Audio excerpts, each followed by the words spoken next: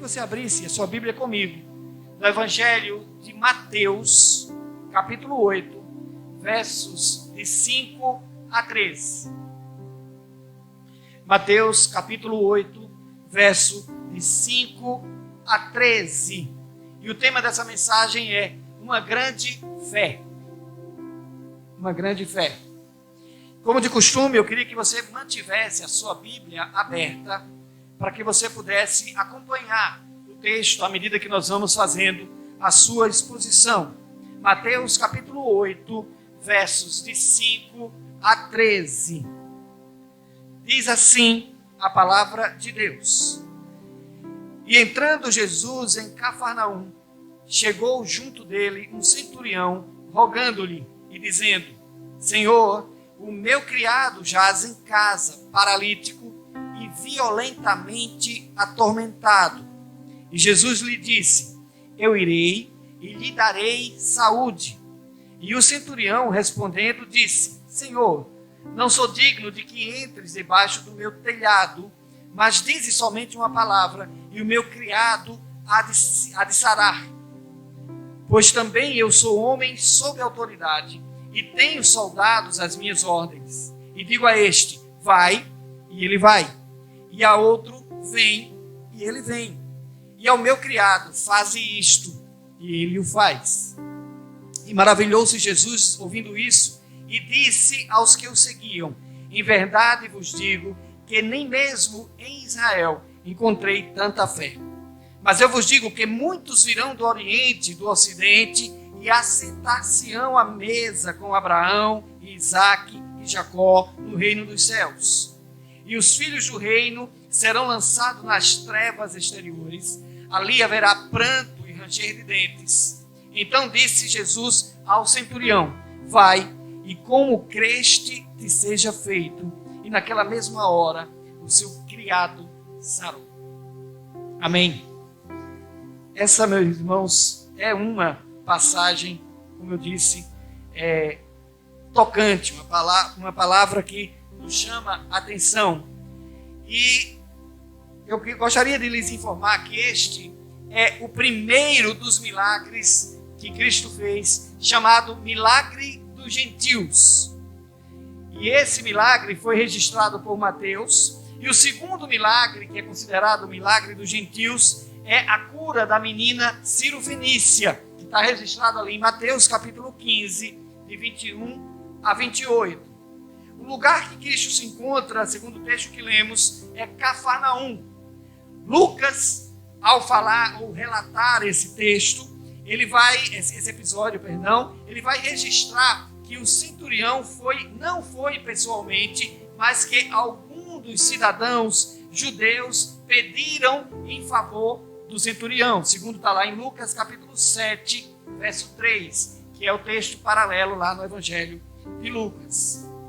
O fato, meus irmãos, é que com emissários ou sem emissários, este homem procura Jesus. Ele tem a necessidade de buscar ao Senhor.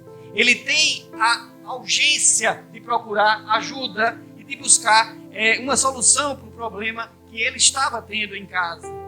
E um centurião era um chefe de um batalhão de 100 homens.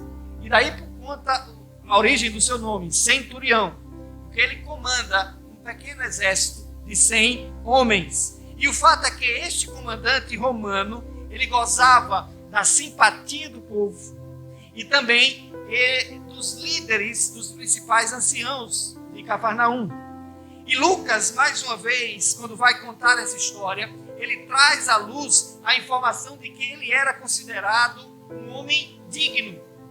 Está lá em Lucas capítulo 7, verso 5. Ele era considerado um homem digno pelo povo judeu, um amigo do povo judeu, e de que ele mesmo havia construído a sinagoga. Ele havia financiado a construção da sinagoga onde os judeus se reuniam para ler a palavra e ali louvar ao Senhor. O criado daquele centurião estava enfermo com uma paralisia e estava acamado em casa. E segundo o texto de Mateus, diz que ele estava violentamente enfermo. E essa expressão traz aí a urgência e possivelmente a necessidade de uma cura rápida. Talvez não houvesse tempo suficiente para que aquele homem procurasse medicina, ou não houvesse mais solução para aquela situação pela própria medicina. E daí a urgência que esse centurião procura Cristo. E aquele homem, meus irmãos, ele era pagão de nascimento, porque ele era romano. Ele estava ali sob o comando de Roma. E era um cargo de confiança, porque, segundo alguns historiadores, o exército de Roma ele era formado por centúrias. Então, esses homens eram estratégicos. Não poderia ser qualquer um para comandar um exército de 100 homens, porque 100 homens rebelados poderiam fazer estrago em qualquer província romana. E era preciso que, sobre esse exército, houvesse um braço romano, houvesse um olho romano, houvesse uma mente romana para tomar conta. E até para manter a ordem e manter ali o domínio de Roma nas suas províncias. E esse homem, ele era filho de Roma, funcionário de Roma, mesmo assim, ele procura Cristo. E isso é que começa as peculiaridades desse texto. É daí que começa as coisas que apenas esse texto tem. E ele vai até Jesus e não pede nada para si. Ele simplesmente aproxima-se de Jesus, segundo Mateus, ou os seus emissários, segundo Lucas, aproximam-se de Cristo e pedem em favor de um servo, de um escravo. E esta é mais uma peculiaridade desse texto. Um senhor que pede em favor do servo. E este fato é digno de nota. Um escravo romano era considerado uma ferramenta viva. Ele não tinha muito valor à vida dele. Bastava fazer um serviço errado, ou dar algum prejuízo ao patrão, ou que ele ou era vendido, e dependendo aí da raiva e do prejuízo, ele era morto. Como quem mata um animal inútil.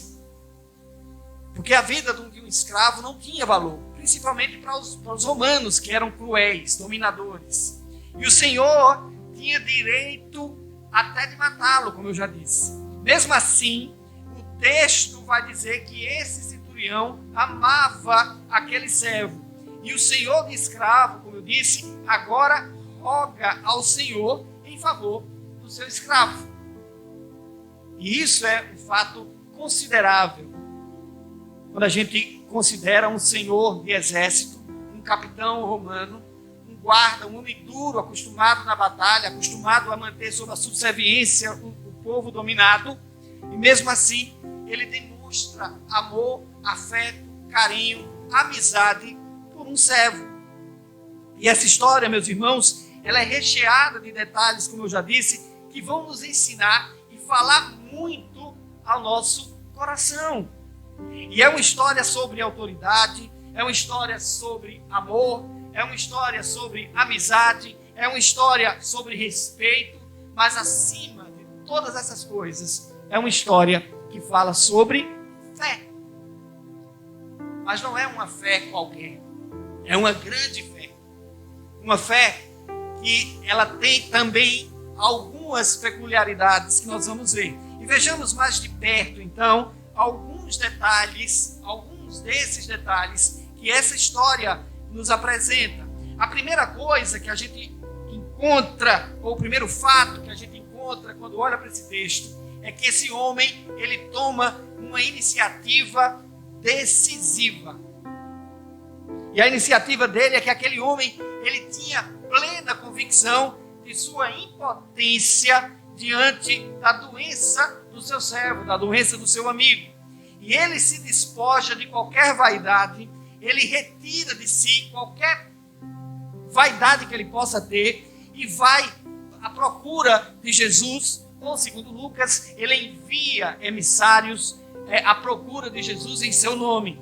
E há momentos, meus irmãos, na nossa vida ou na nossa necessidade que a ciência, que os recursos financeiros, que os recursos humanos, eles não conseguem suprir essas necessidades, eles não conseguem suprir essas nossas carências.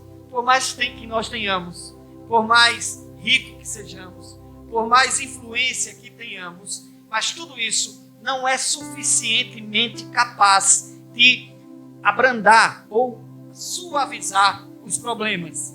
E foi numa hora dessas que este centurião decide abrir mão da sua vaidade e ir até Cristo implorar por seu servo. Exatamente nessa hora.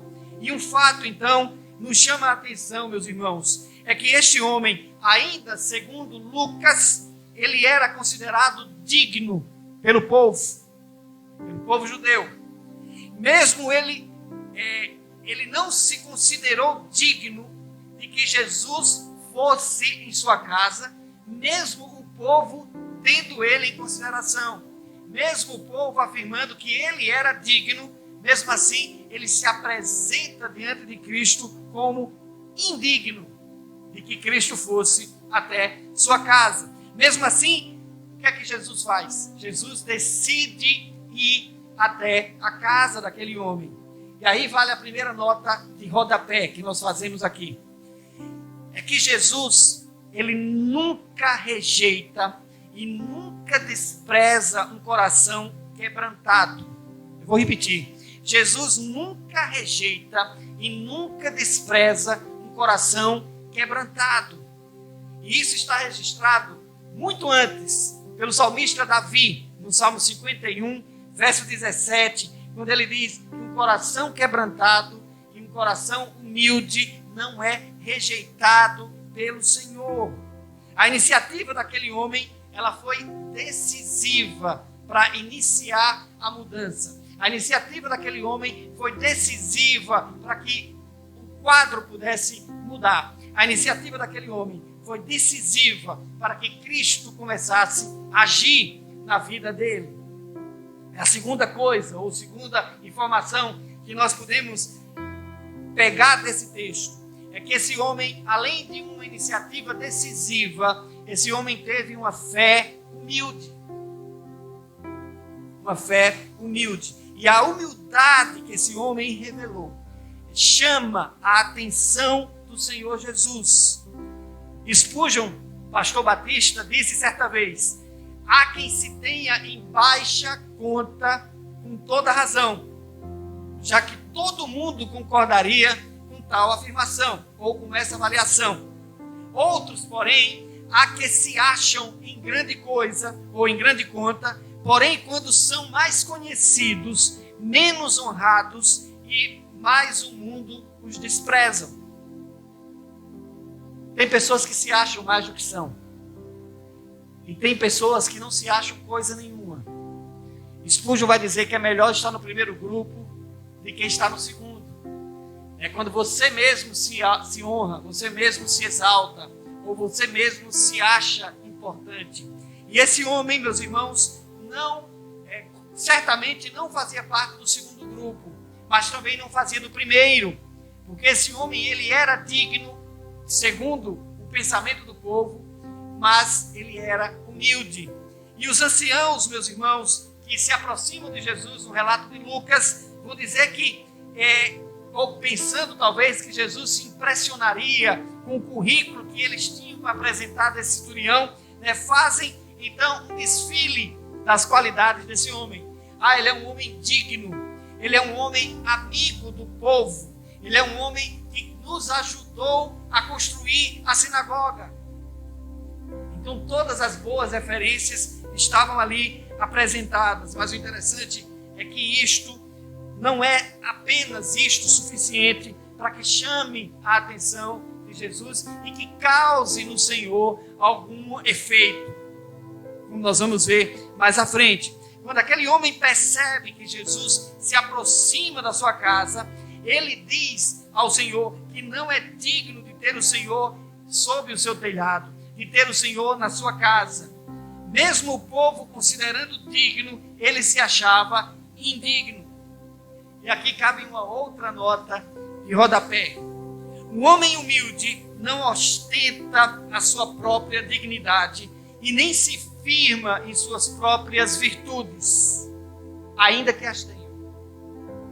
Mesmo que ele tenha, mesmo que ele seja digno, mesmo que ele seja sábio, mesmo que ele tenha posses, mesmo que ele seja honrado, mas ele não diz isso de si próprio, ele não mostra aos outros aquilo que tem, porque isso é, por si só, uma falta de dignidade, uma falha no caráter. E isso não era uma característica desse homem. E ele estava diante do Deus que despreza os soberbos e dá graça aos humildes. Deus olha para nós não como nós somos, mas Deus olha diretamente o nosso coração. Ele sonda aquilo que eu sou, Ele sonda as palavras que eu direi antes de pronunciá-las, Ele sonda os meus pensamentos antes mesmo de eles nascerem. Por isso Deus olha para o nosso interior. Ele não se impressiona com beleza, Ele não se impressiona com sabedoria, Ele não se impressiona com riqueza, Ele não se impressiona com sobrenome, Ele não se impressiona com cultura, Ele não se impressiona com tradição, Ele não se impressiona com nada que é externo. Deus olha o interior, Deus conhece o interior de cada um de nós. E aquele homem humilde estava diante daquele que era o Deus que despreza aos soberbos e dá graça aos humildes, como nós já dissemos.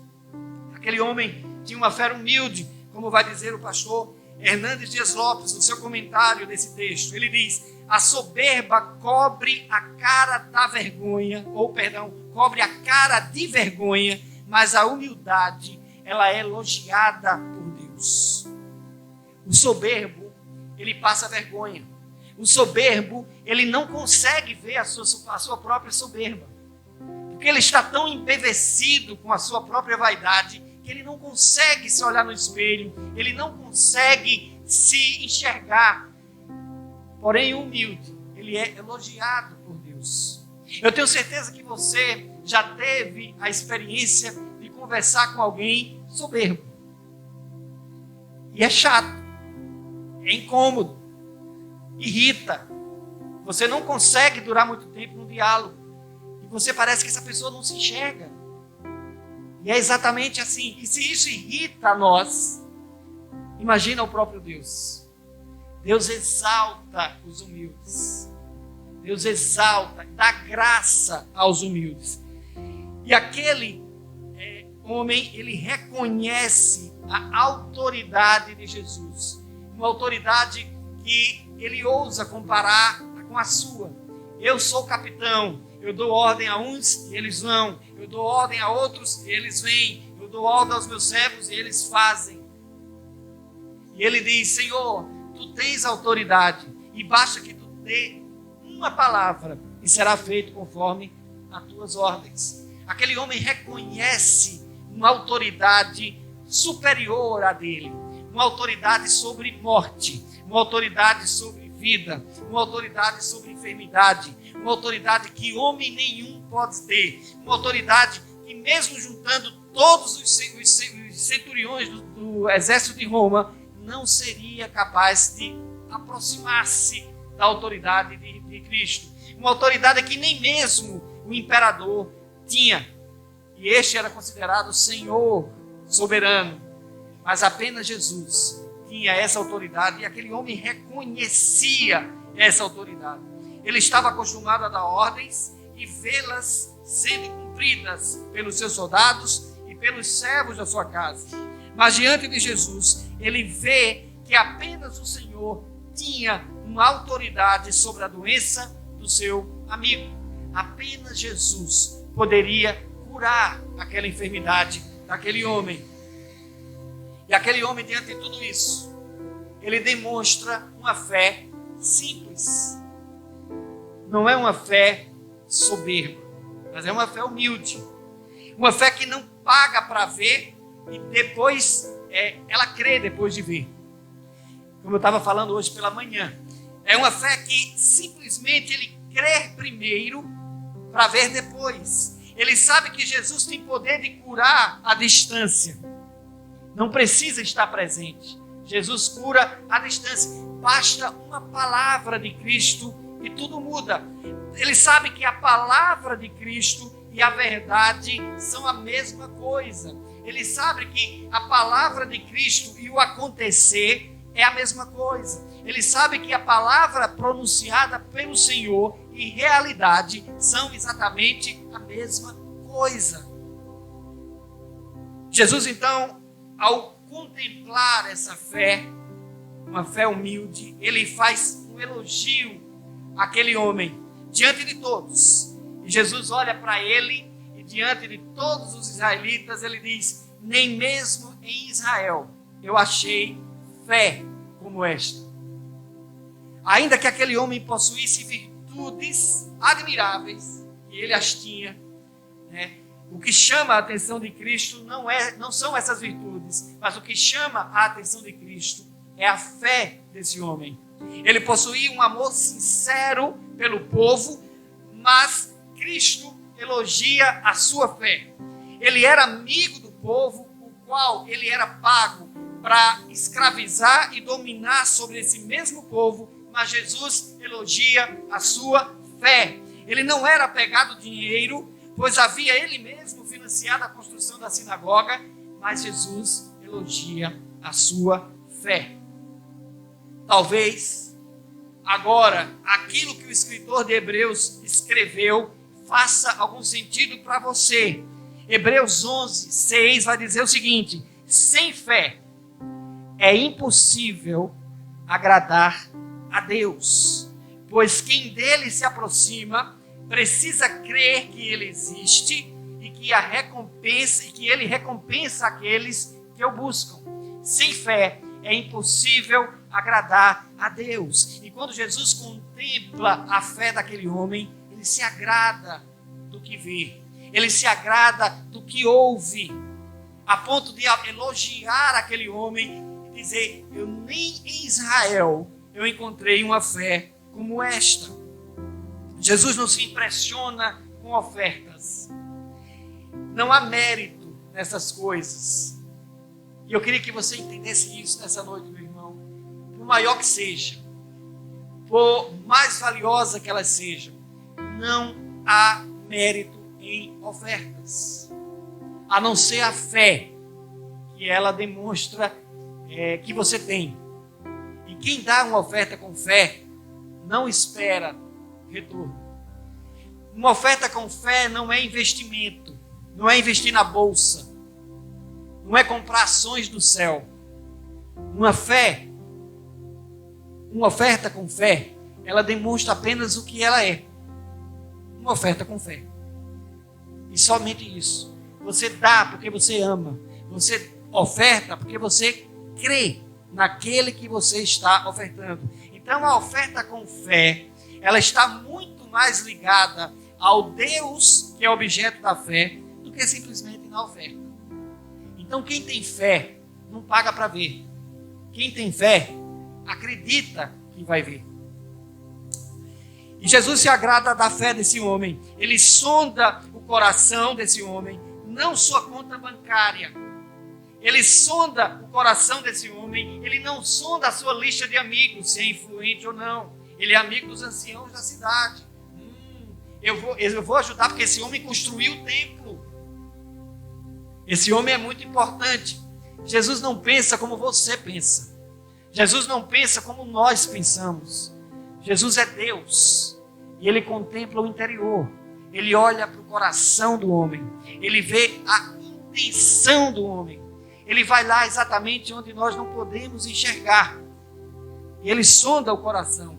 E aí nós lembramos de um provérbio que Salomão escreveu, que diz: o que ama a pureza de coração e é amável de lábios, será amigo do rei. Jesus enxerga naquele homem pureza de coração. Jesus enxerga naquele homem amabilidade nos seus lábios. Senhor, eu não sou digno de entrar, que tu entres na minha casa. Basta apenas que o Senhor dê ordens e o que o Senhor falar acontecerá. Porque eu também sou um homem de autoridade. E eu digo a este, vai, e ele vai. Eu digo àquele, vem, e ele vem. eu digo a um servo, faze isto, e ele o faz. E esta fé que esse homem tem, meus irmãos, chama a atenção de Jesus. E mais uma vez, eu cito aqui o pastor Charles Spurgeon. Ele vai dizer sobre esse texto que nós estamos lendo. Ele diz: o centurião vem do campo até Cristo, enquanto aquele israelita que orava diante do publicano, ele vai da sinagoga para o inferno. Isso é uma realidade, meu irmão. Spurgeon aqui compara esse centurião, aquele fariseu da parábola do publicano e do fariseu, que está lá registrado em Lucas capítulo 9, até Lucas capítulo 18, de 9 a 17. Aquele fariseu que diz: graças te dou, Senhor, porque eu não sou como publicano. Aquele homem sai da sinagoga para o inferno, segundo Spurgeon. Mas esse centurião, ele sai do campo para Cristo. Ele procura Cristo. É esse o alvo de uma fé humilde. É esse o alvo de uma fé que agrada ao Senhor. Uma fé que busca a Ele. Um outro exemplo, meu irmão, de uma fé humilde é o da prostituta que se encurva aos pés de Jesus, enquanto o fariseu despreza os dois. Se este homem fosse realmente profeta, ele saberia quem é esta mulher que está tocando e não deixaria que ela o beijasse. E aquela mulher demonstrou uma fé humilde, uma fé repleta de humildade, conforme está em Lucas, capítulo 7, de 36 a 50. A humildade singela e a fé robusta desse centurião produziram em Jesus dois efeitos. O primeiro, admiração. E o segundo efeito, o elogio. Outra vez que Jesus se admira com a fé de alguém assim, é justamente no segundo milagre de gentil que nós citamos no começo, o da mulher Ciro-Fenícia. Quando ela diz para o mestre: ah, Senhor, mas até os cachorrinhos se alimentam das migalhas que caem da mesa dos seus donos. E quando a mulher pronuncia isso, ela causa em Jesus um espanto, uma admiração. E diz: mulher, a tua fé te salvou. A tua fé curou a tua filha.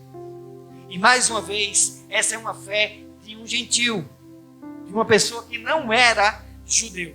E qual o efeito que a sua fé tem causado no Senhor? Ela é uma fé humilde? Ou é do tipo de fé na fé? Eu creio porque o pastor tem fé. Eu creio porque a oração da irmã Doquinha é muito forte. E aí eu creio na oração da irmã Doquinha, que é forte. Ou você tem fé no seu trabalho. Eu sou inteligente, eu tenho informação, eu tenho experiência, eu tenho vivência, e aí a sua fé está em você mesmo. Ou você tem fé no dinheiro. Eu tenho posses. Você se comporta como aquele homem que enche os celeiros e aí diz: está tudo cheio, hoje eu vou folgar e vou comer e vou beber. E aí o que é que a Bíblia diz? Louco, hoje à noite te pedirão a tua alma.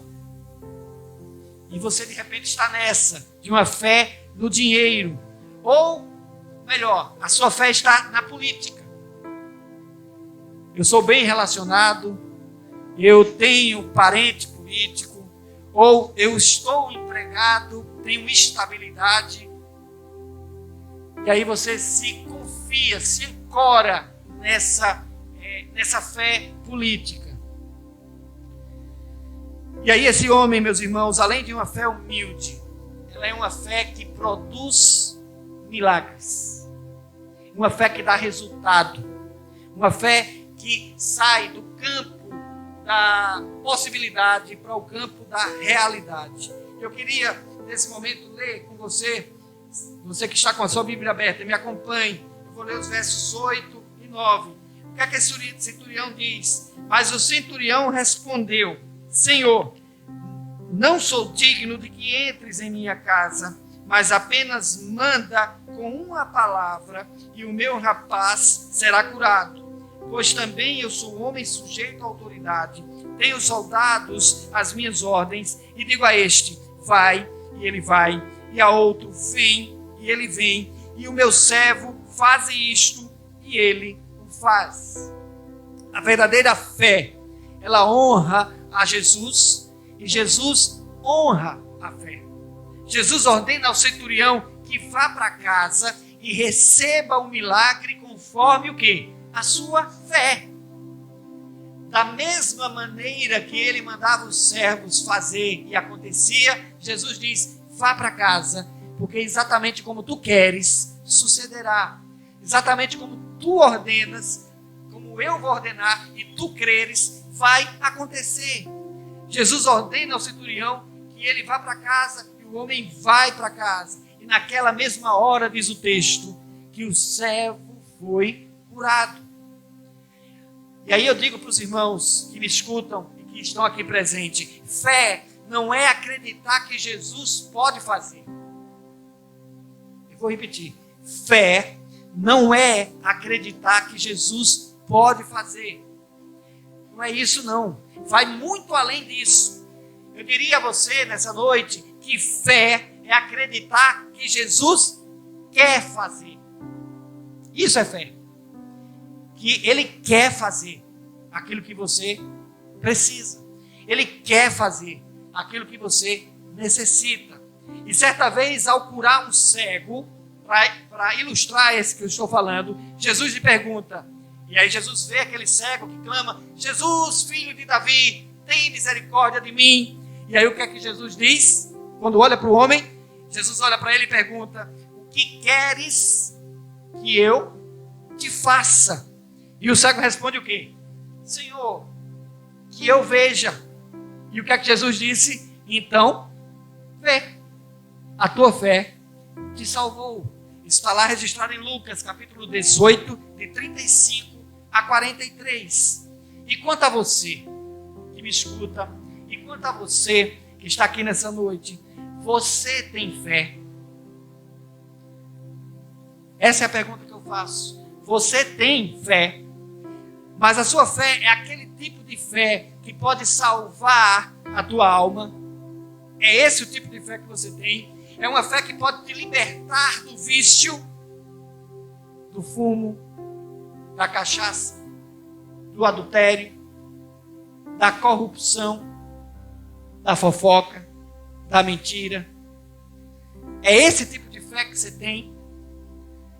E a conclusão, meus irmãos, que nós chegamos é que quantas vezes nós nos vemos perdidos nas nossas vidas, sem saber exatamente o que nós devemos fazer, e nós não temos autoridade alguma para mudar a situação em que nós estamos. Muitas vezes nós acreditamos em Jesus, nós cremos nele, mas nós, como os israelenses, não temos uma fé validada nos céus. É uma fé de lábios, como a fé do fariseu. É uma fé que agrada aos outros, mas essa fé não vale nada nos céus. Ela não move nada nos céus. Essa reclamação não chega nos céus. É como você mandar um e-mail com um endereço errado. Ele some do seu computador, mas não chega a lugar nenhum. É uma fé inválida. É uma fé inútil. E muitas vezes nós acreditamos em Jesus, mas temos uma fé como essa. E muitas vezes a fé que temos é, na melhor das hipóteses, validadas pelos homens.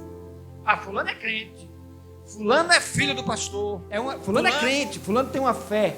Os outros validam essa fé, mas essa fé não chega nos céus. Ou então a sua fé é validada por você mesmo. Eu sou crente, eu sou isso, eu sou aquilo, eu faço isto, eu faço aquilo. Mas a pergunta que nós devemos fazer é: Jesus vê isso? É assim que Jesus vê isso em você? Essa fé, ela surpreende Jesus. Ela causa admiração e elogios em Jesus. Essa é a pergunta que eu faço para cada um de nós, me incluindo nisto, é claro. E apenas a fé verdadeira, meus irmãos, ela liga nos céus as coisas aqui da terra. A fé verdadeira, nós pedimos aqui, e ela é aprovada nos céus. Que a tua fé, ela mova o coração de Deus. Que a tua fé transforme a tua vida. Que a tua fé transforme a tua casa. Que a tua fé transforme a tua família. Em nome de Jesus. Amém.